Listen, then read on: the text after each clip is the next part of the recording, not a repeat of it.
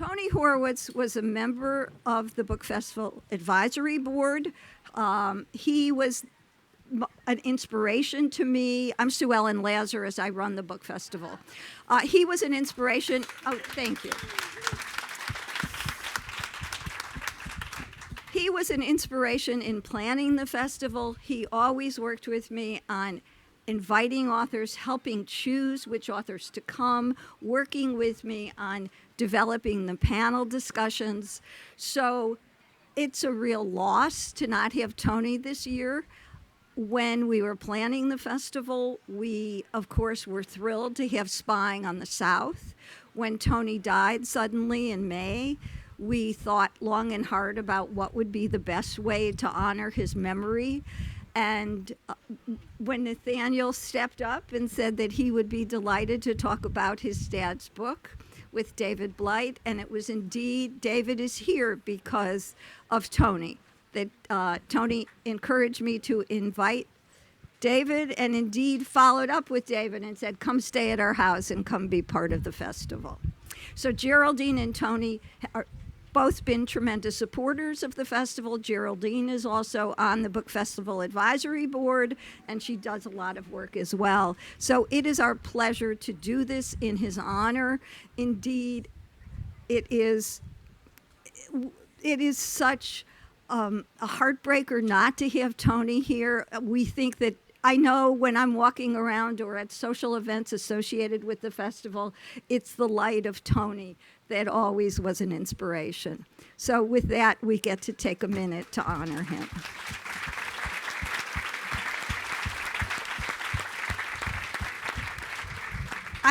I'm going to turn it over to Leslie Newman, who will introduce both David Blight and Nathaniel Brooks Horwitz. Thank you all.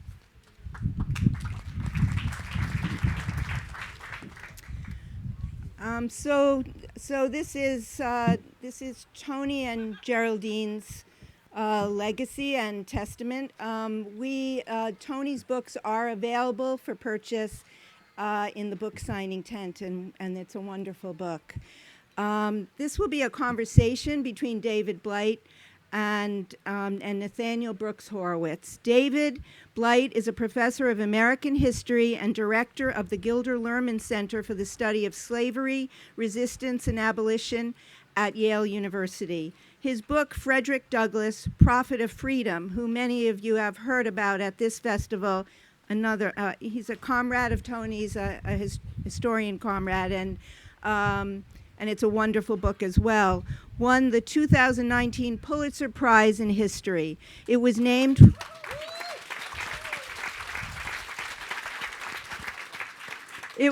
one of the best books of 2018 by the New York Times Book Review, the Wall Street Journal, Boston Globe, Chicago Tribune, San Francisco Chronicle, and Time Magazine. Author or editor of a dozen books, he has also been awarded the Bancroft Prize, the American Lincoln Prize, and the Frederick Douglass Prize. Nathaniel Brooks Horowitz, Tony and Geraldine's son, is a venture capitalist in the biotechnology sector. He was the chief executive of Nivian Therapeutics, a startup company that developed an experimental drug for pancreatic cancer. His writing has been published by the Washington Post, New York Times, Boston Globe, Atlantic, Daily Beast, and Town and Country. He studied molecular biology at Harvard after graduating from the Martha's Vineyard Regional High School and reporting for the Martha's Vineyard Times. Please join me in welcoming David Blight and Nathaniel Brooks Horowitz.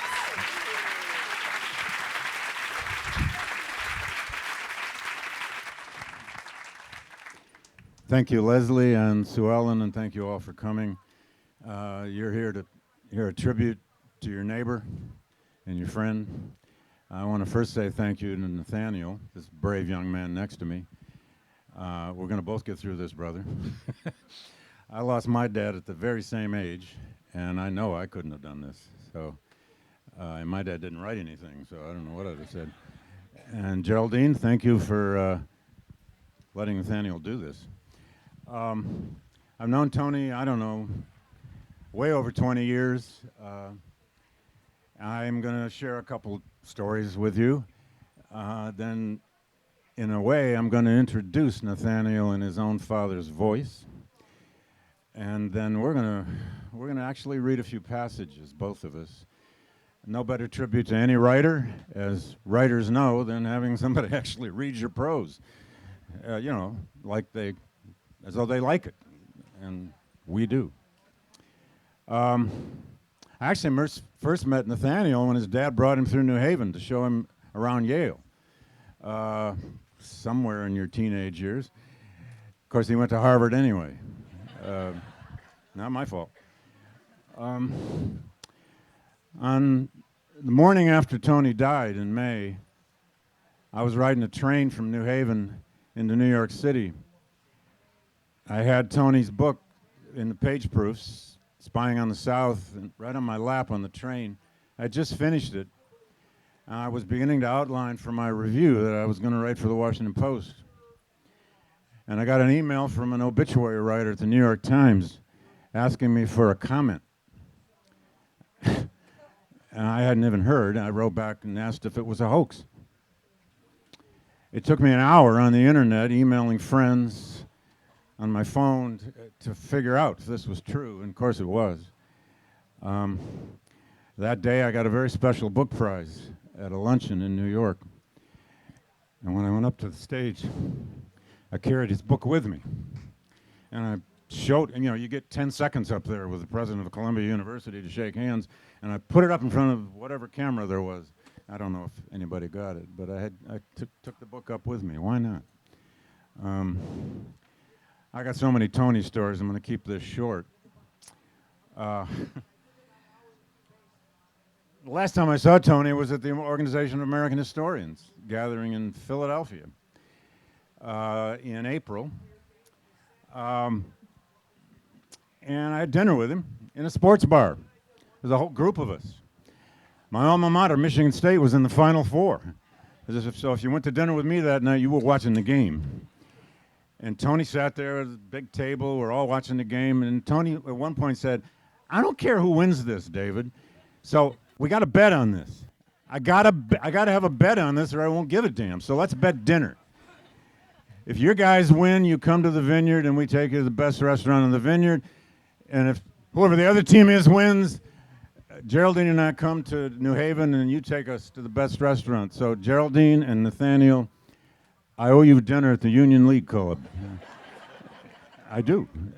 Seriously, in New Haven, we'll make a plan. And it'll be in Tony's tribute. One of the early times I met Tony, you all were living in Virginia. And my dear late friend Jim Horton and I were doing a teacher institute or an institute for National Park Service historians and rangers at Harper's Ferry. And Tony drove up. You guys didn't live but an hour from there. He drove up for the day to cover our institute to write a piece for the New Yorker. I mean, we were a little dubious. But he spent the whole day, he interviewed the National Park historians, he interviewed us. That night he said, "Meet me in Brunswick, Maryland, up the river for dinner." And it's another one of those little towns where Tony felt so comfortable if he could just find the right bar to go in to ask the right questions. So we met him there. My friend Jim is African American, and he wasn't entirely comfortable in this little town hanging out. But we hung out, Tony arrived, and we were looking for a restaurant. And we didn't know where to eat. I don't even know why we went to this town, except Tony told us to go there. So we go into a bar, and Tony did his usual kind of bar stool journalism. He started chatting up all these big white guys at the bar. "Where would you eat in this town?" You know, and so on and so on. And my friend Jim was not entirely comfortable with this situation. We ended up having dinner, I don't know, out on some strip at some family restaurant. But we spent an unforgettable night, an unforgettable evening, talking about this institute we were doing, talking about history, talking about public history, in a place that still don't know why we were in Brunswick, Maryland, except that that's where Tony, he must have had a reason he wanted to go there. But that was Tony. You just follow him, and you'd learn something wherever you went. There's so many other stories. I'll just point out one tribute that is about to come out. Tony was, about 3 years ago, president of the Society of American Historians. That's an old organization created about 75 years ago by people like Bruce Catton, Alan Nevins, and these great narrative historians of back in the 1940s and 50s. It's an honor society. You get elected to it because you write well. It's history written well for real people. And we elected Tony, I don't know how many years ago, and then we made him president, which isn't a big deal. You don't have to do much. Except Tony got very involved. He raised money for that organization. And we never have any money.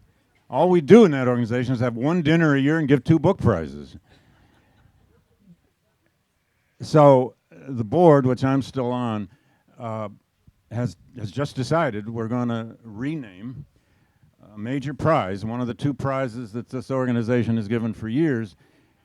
No offense here to anybody, but it had been named for Arthur Schlesinger for years. And it now will be renamed for Tony Horowitz. It's the prize for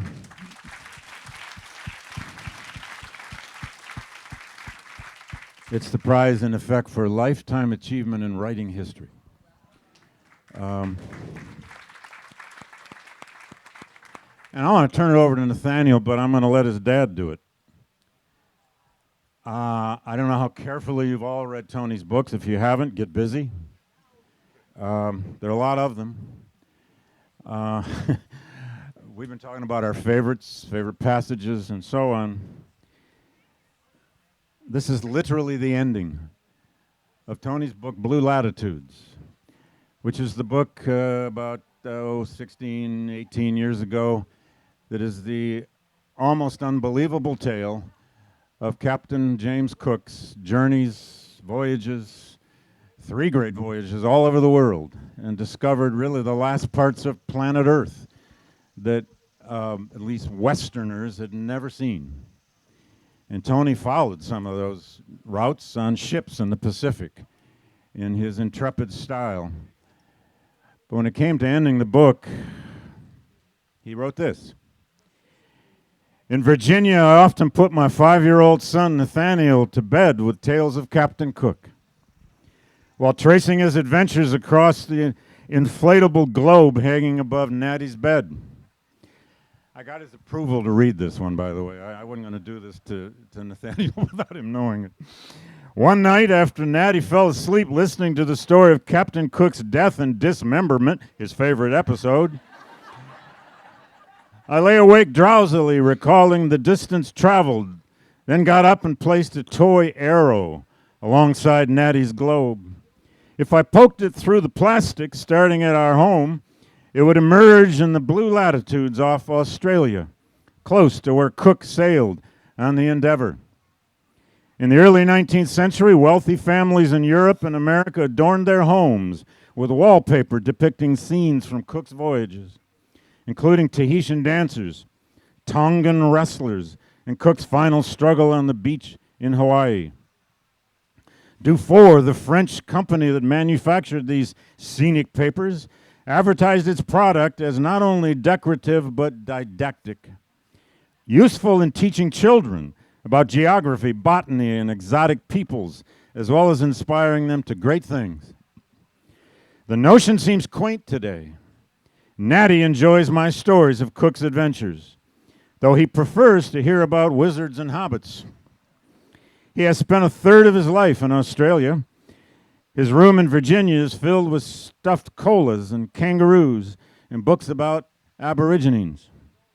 The antipodes doesn't seem strange or unimaginable to him.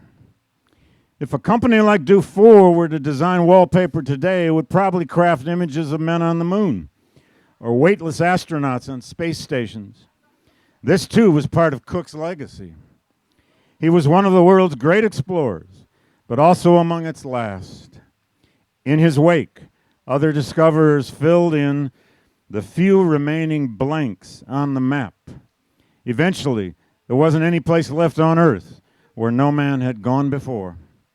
Tucking Natty in, I like to think that he might become an explorer of a different sort.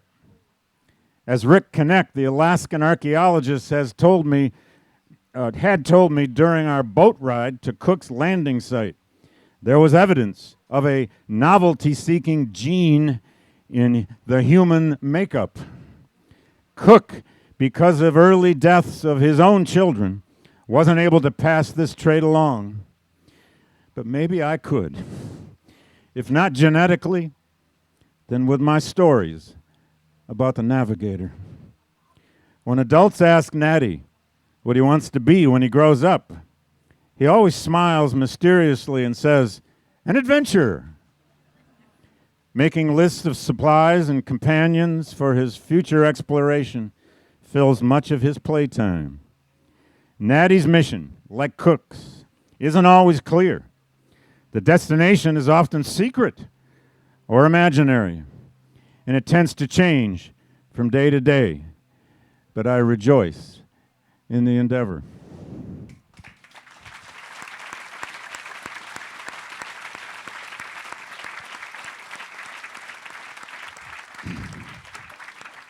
Now, we're not going to call you Natty. But Nathaniel, I have a lot of questions I want to ask you. I mostly want to hand this over to you to tell your own stories. But what on earth was it like growing up in the house of these two world-class writers? Did you find you just kind of had to ignore that? Did you draw from it? How do you think about that? First of all, thank you all for coming, and David, thank you for that wonderful intro and everything that you've done, from the review to the award ceremony to the Society of American Historians. This is all greatly appreciated. It was fantastic. It was really wonderful. It's been I had a charmed childhood, and it is converted into, in many ways, a charmed adulthood. I think that what you are used to as a child, you don't realize is unusual. So I really had no idea for most of my childhood what exactly I had. There were a couple funny ways to illustrate this. First of all, as book writers as opposed to journalists, Mom and Dad were almost always home. In Virginia, Mom worked in the house and Dad worked in a cabin out in the yard. In Sydney, they both worked in a room just down the hall from their bedroom. I would often go off to school, and they would be at home. I would come back, and they would still be at home. You're lucky. Yeah, quite. Often writing.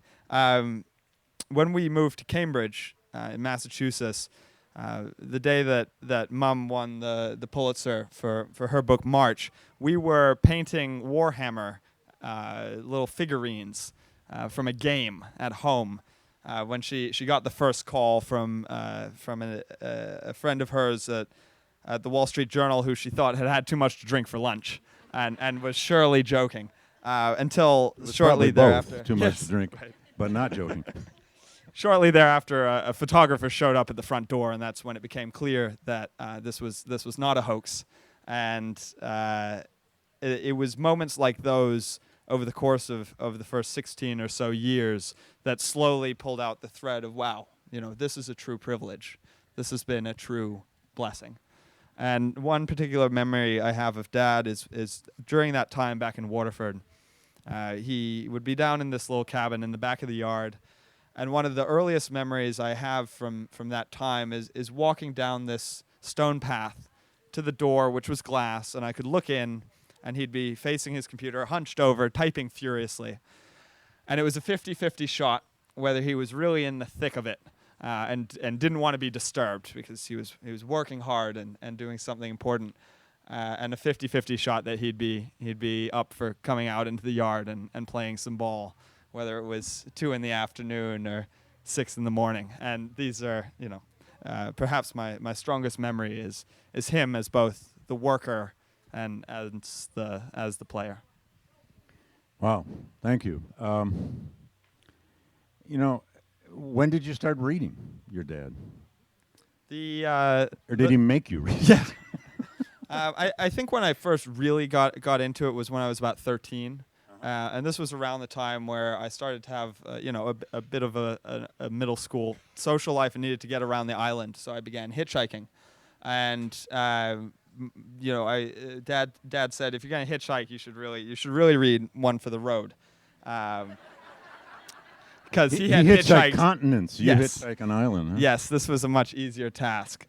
He hitchhiked across Australia, just a couple years older than I am now, and I'd like to read, one passage from One for the Road, just to lower the tone. And after all of these nice things that have been said about the quality of his history and his writing, I just want to make sure that we're all on the same page of just what kind of man We're honoring him for his writing. I didn't say it was this.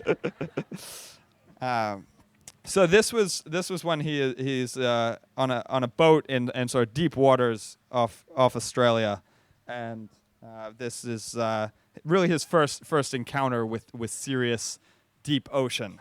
So. Waves are crashing over the side and washing into the cabin. And it's so dark that I can't even anchor my eyes on the horizon. Just the glow of the radar, tossing around in the black like a drunken firefly. My equilibrium is fading fast. Gary, this is one of the deckhands on the boat, isn't helping. When he notices I've gone silent and crumpled on the cabin floor, clutching a table leg, he switches from genital geography to scatology. Quote, if you're feeling crook, the best thing to do is stick one finger down your throat and the other one up your bum, he says. And if that doesn't work, switch fingers.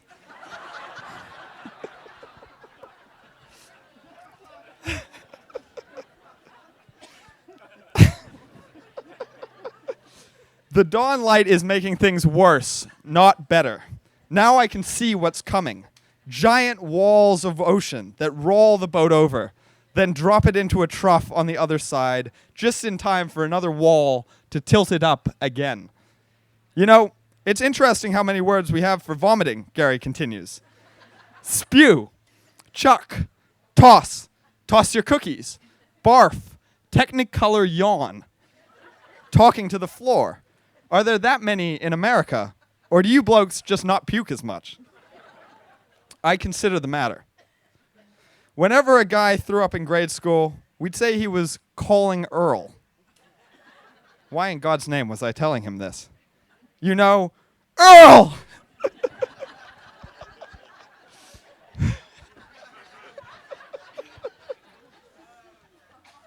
If Earl wasn't home, you'd call Ralph. Ralph! Gary can't get over that one. As soon as Kim and Justin come up from below, yawning and stretching, he starts telling them all about Earl and Ralph. You know what the Yanks call spewing? Curling Earl. Get it? Earl! Gary would have been a big hit on my playground.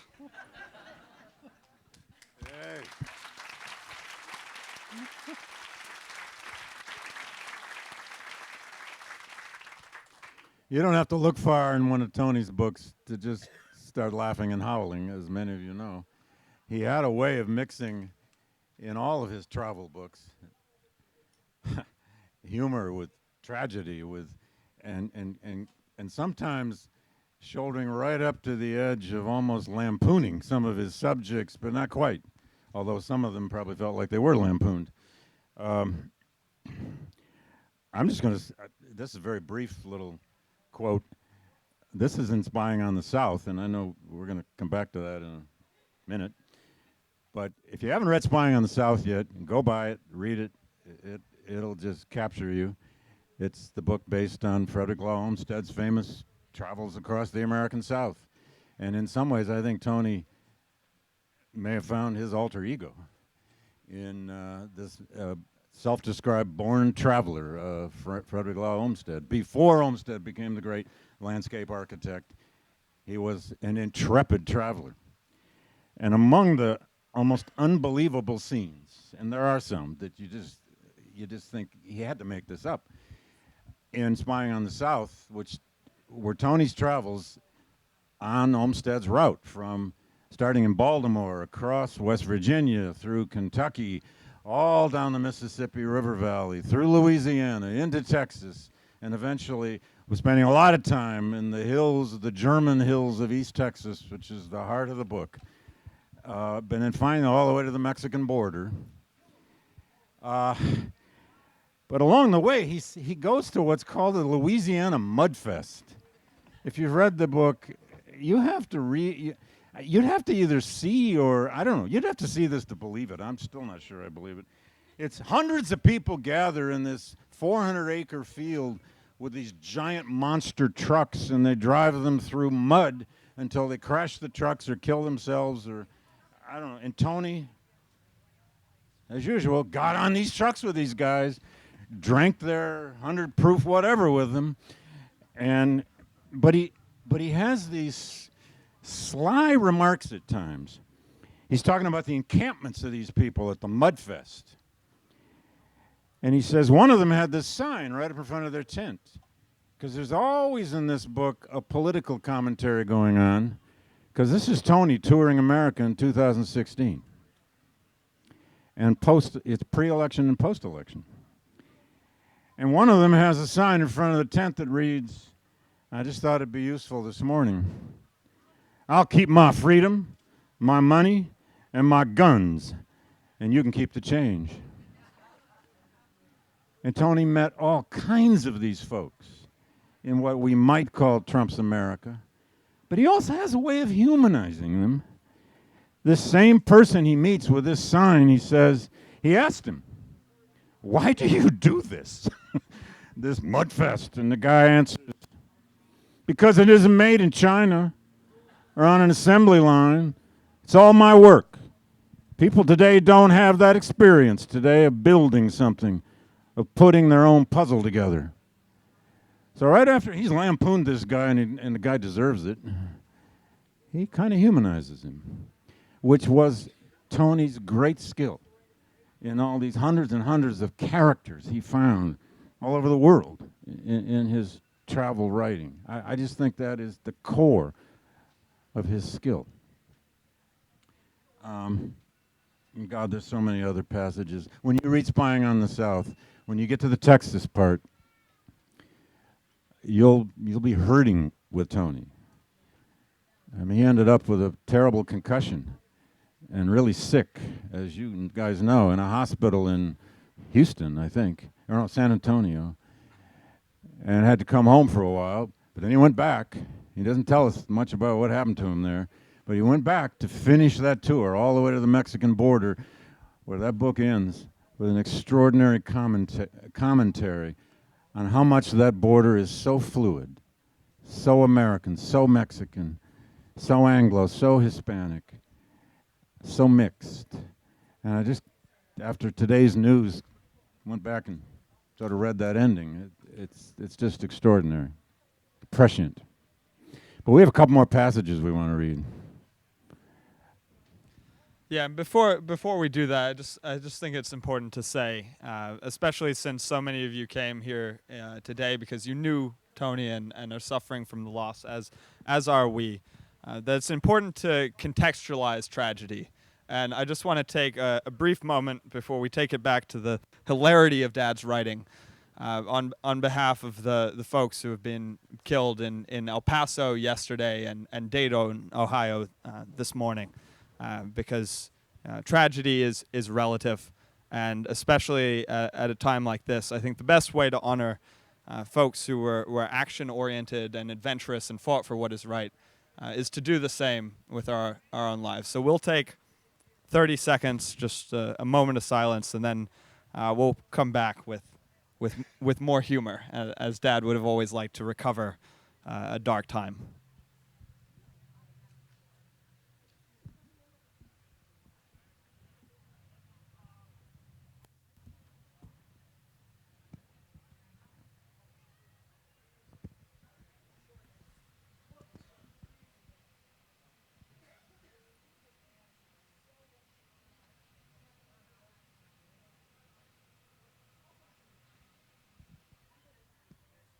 Thank you very much.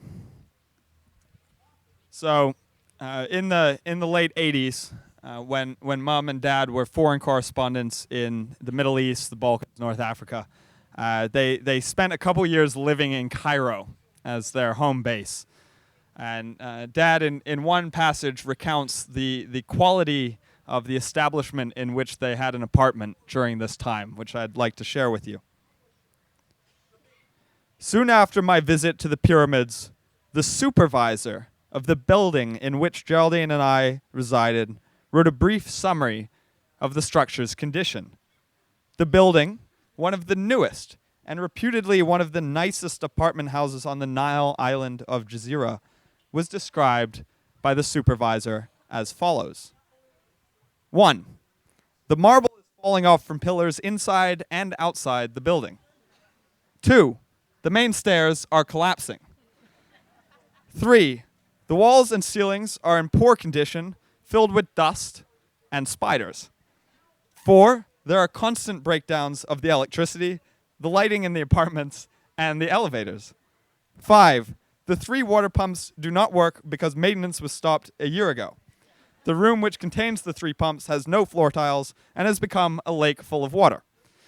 And now you've got to remember that this is the supervisor of the building who is saying this, so God knows if that's how he's willing to describe the newest and reputedly best building on the Nile, the reality can only have been worse. As Dad wrote, none of this was news to us, except that the fact that the building had a supervisor at all. Still, something that had bothered to that someone had bothered to catalog the building's woes was in itself remarkable. Nothing happened. What was worse, I found myself not caring. The water main burst? Malesh, I'll shower with bottled water. There are 11 tenants trapped in the elevator again? Malesh, I'll take the 20 stairs. The mails being tossed in a forgotten storeroom filled with dust and spiders? Malesh, I doubt there was anything important anyway. And I'd only been in Cairo a few months. In another year, I feared, the Egyptian inertia would so overwhelm me that I'd be clambering over mummified residents as I scrambled through the unlit stairwell. And that was from a chapter called Ozymandias Slept Here. Dad had an attraction towards potentially places that the rest of us would find somewhat undesirable. In another chapter called Khartoum, This is the Way the World Ends, he wrote, "The man behind the desk at the Sahara Hotel stared at me in disbelief. 'You want to what?' he asked. 'Walk. Stretch my legs.' 'Where?' 'Outside.' 'But why?' 'To see Khartoum.' 'There is nothing to see, and it is dark.' There was nothing to see inside either. The power had blacked out soon after my arrival, and the hotel's only other guest, a Welsh water engineer, sat in the lobby reading a month-old London Times by candlelight. When I persisted, the man behind the desk gave in with an exasperated shrug. 'If the power returns, I will give you our kerosene lamp, so you will not fall in the holes,' he said. The Welsh engineer laughed. 'Give him a bloody blowtorch. That way you can keep the beggars away, too.' An hour later, the power was still down, so I ventured into the dark with the Welshman's cigarette lighter instead. Oh, bravo.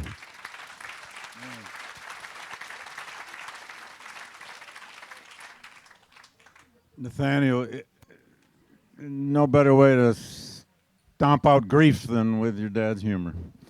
We're both going to end here and then turn it over to you. I'm just going to read a very brief passage of my own, and then Nathaniel has a concluding passage too, and then we're going to keep on time.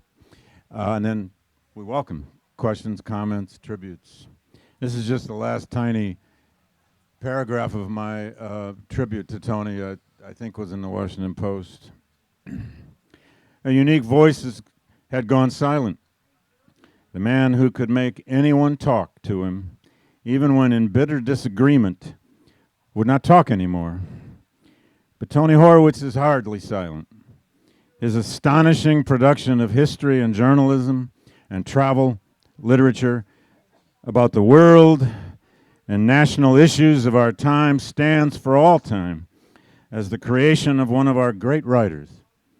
We might fittingly remember him as we are now remembering Walt Whitman at the poet's 200th anniversary. Afoot and lighthearted, I take to the open road, healthy, free, the world before me, the long brown path before me, leading wherever I choose. Camarado, I give you my hand.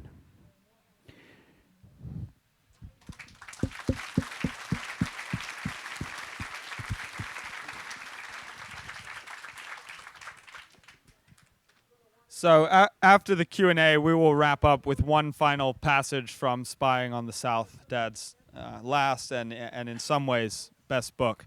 But before that, just a couple notes. One is that David, as you've heard, has written a fantastic book of his own, Frederick Douglass, Prophet of Freedom, and he will be speaking about that book in this tent immediately after our talk here. So go stretch your legs and then come back to hear David on his own masterpiece. He's already learned to do promotion. I mean, I worked in Silicon Valley. But before we read this final passage and break, we would love to hear any brief tributes or questions that you have, and just based on some of the questions from other presentations we sat in, if these could be brief in the best of ways. We would love to hear from as many people as possible in our remaining time. So please come up to the microphones on either side, and we'll alternate between them.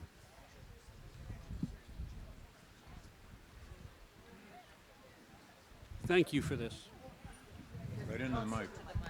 Oh. You'd think I'd know something about microphones, but You've had a mic at your mouth before. one of the things that I came away from both... Is this better? Yes. Kiss the mic. One of the things about both Spying on the South and Confederates in the Attic is that for all of the way, as you've both talked about, he could humanize very different people. I came away from both books, and I've just read them, profoundly depressed about the possibility of changing who they were and how they saw. How did Tony feel about that? First of all, Dad was never cynical. He was often depressed or upset by the ways in which the legacy of the Civil War had been transformed into a tool of white supremacy. He was often disappointed in our country when we did things like elect Donald Trump. But he also recognized that the forces driving these mistakes don't happen in a vacuum. They don't happen just because people are born bad. They happen because of the unique experiences and circumstances into which we all grow up. And as a result of that, when he went to places that many of us have never been and do not understand, places in the Deep South or across the world, he recognized that everyone was coming from a unique experience from which you couldn't necessarily remove oneself to think about the world from another perspective. And I think that gave him an almost a unique ability in which to understand where people were coming from, to tell their stories, not in such a way that he necessarily empowered negative views, but in such a way that he made it clear that the person delivering these views was still a human themselves, and that therefore the only way in which we can work with that is to work from that same place of empathy, to meet people where they are rather than where we wish they were. Oh. I would only add that I think Confederates in the Attic, which I've taught many times to undergraduates, is in the end a tragic book. And tragic in the sense that it takes us to places where tragedy works on us, makes us learn something. It may depress us, as it did you as a reader. I've always felt, though, that Tony's one of those people who understood tragedy in a very genuine way, but always felt his obligation to lift back out of it. And in the very humanity of the people we do not understand is where he found it, just as you said. Yes, sir. I have a very quirky question. A couple of years ago, your father and mother were at an event where the crew of Treme, the actors in Treme, were here for raising money, I think, for Obama. And as so often happened, your father was a man that anybody could walk up to and talk to. And I mentioned that I'd often been at events where they were there, but I'd never had any of their books with me. And your father said, well, come to the house sometime and bring them, and we'll sign them. And I never did. What would I have found if I had come to the house? That's a wonderful question. So right now we live on a pretty rural subset of what used to be a farm, a mill farm. It's a beautiful little piece of land with a couple streams running through it. We have a couple horses, a couple dogs. We used to have 3 alpacas, which were all quite wonderful. Mom and Dad had an affinity for the old and sometimes the arcane. They were both, Dad through his history and Mom through her historical fiction, attracted in some ways to the past. And as a result of that, we lived often in a string of old houses. The current one dating back, I think, to the early 1700s, 1740. So it's it's a beautiful old shingled farmhouse. And a wonderful garden that Mom toils over throughout the spring and the summer, and it's filled with books, although less so than it used to be because we've been doing our best to declutter and give many of them away. It used to be the case that you literally couldn't necessarily maneuver through certain rooms because so many books were stacked on so many pieces of furniture, and I think the most important thing you would have found is happiness. Because he was a very happy man most of the time and shared that happiness with many others. And that really imbues the place even now in his absence.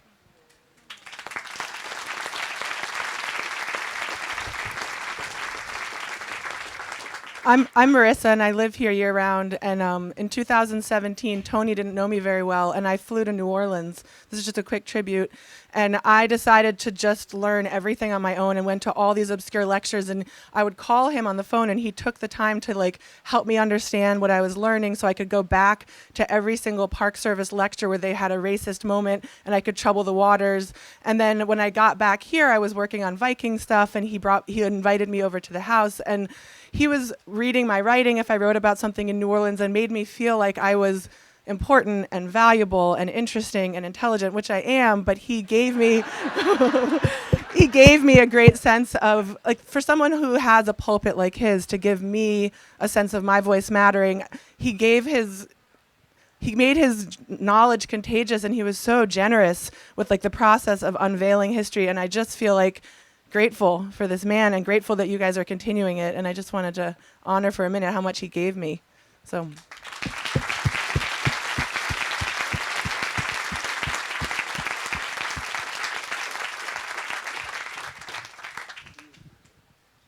Good morning. I'm a player at softball, Chilmark softball, which Tony was an integral part of our game.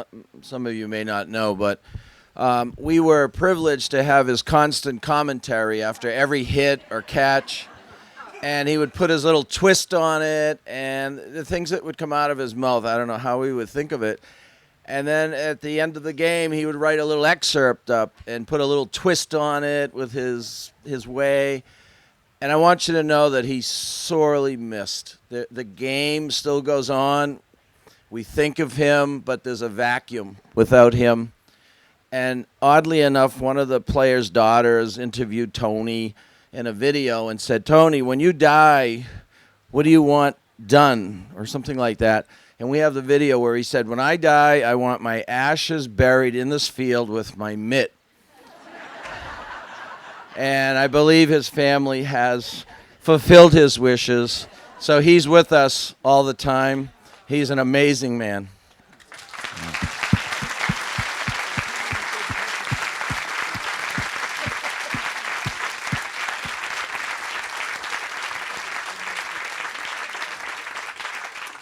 Are the collected softball commentaries going to be published? You know, given Ralph and Earl, I would say that the softball commentary often made that seem like like a teacher's lecture. So I think perhaps best for all if the softball commentary. I think this could have an underground life. I don't know, man. But no, he absolutely loved that softball game. He would bound out of bed at 6 in the morning on Sundays to go up and play that game, which I would only ever be aware of if I was sneaking back in, coming home from a party, and otherwise was very hard to rouse from a slumber. But this game he absolutely adored, and he adored everyone who played it. And with regards to his ashes, I later found out that it is a flagrant violation of both state and local law to bury human remains on public property without a funeral director present. We did it anyway.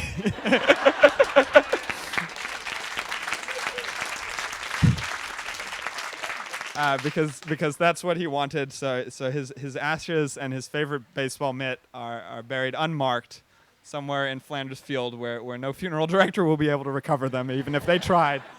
And we hope that the happiness that filled his life fills that softball game and that field for many years to come.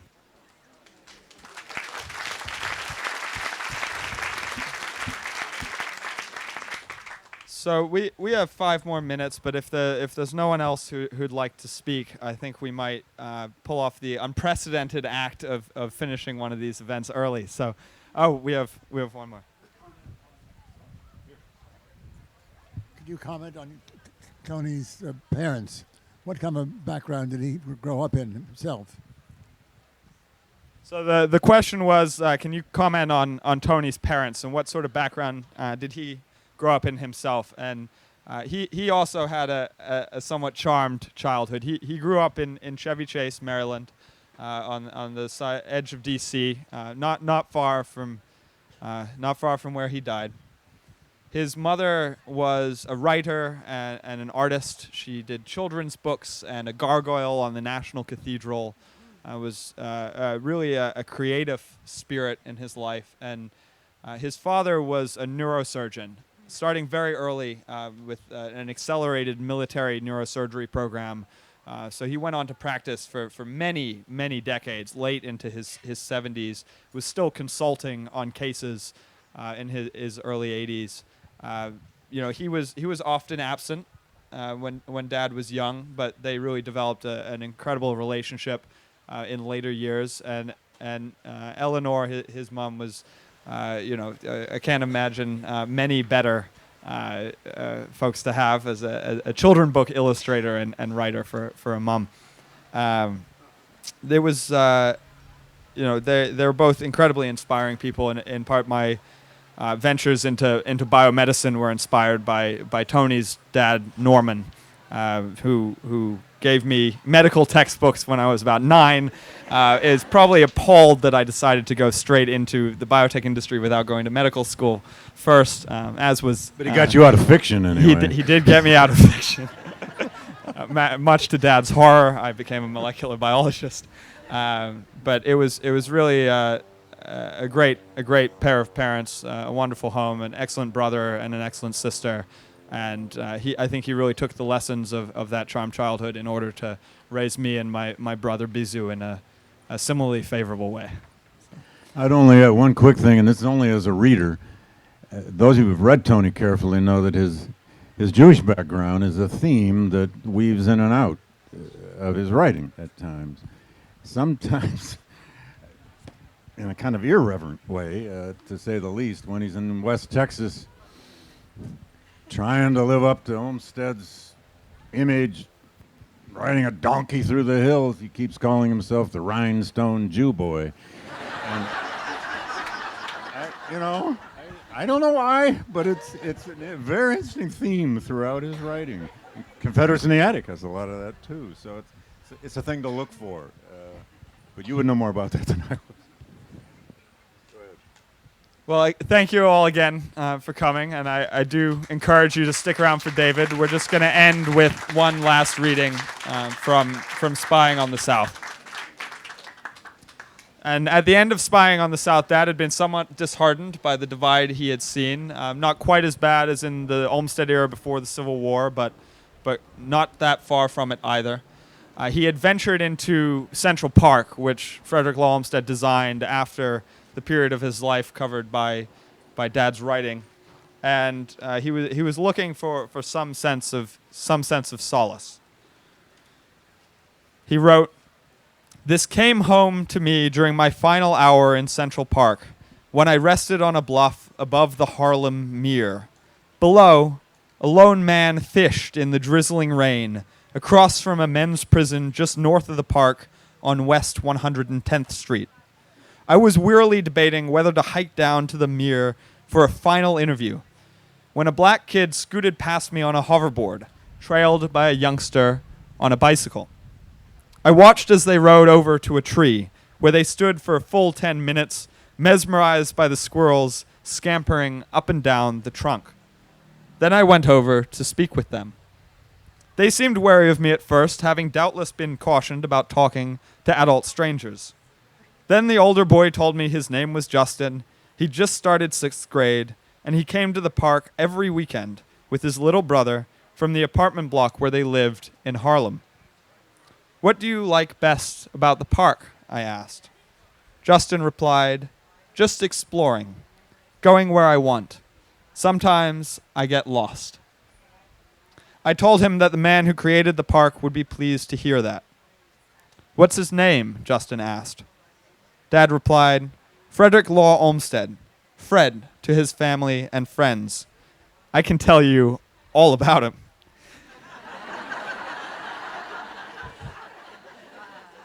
At which point Justin promptly got back on his hoverboard and motioned to his brother.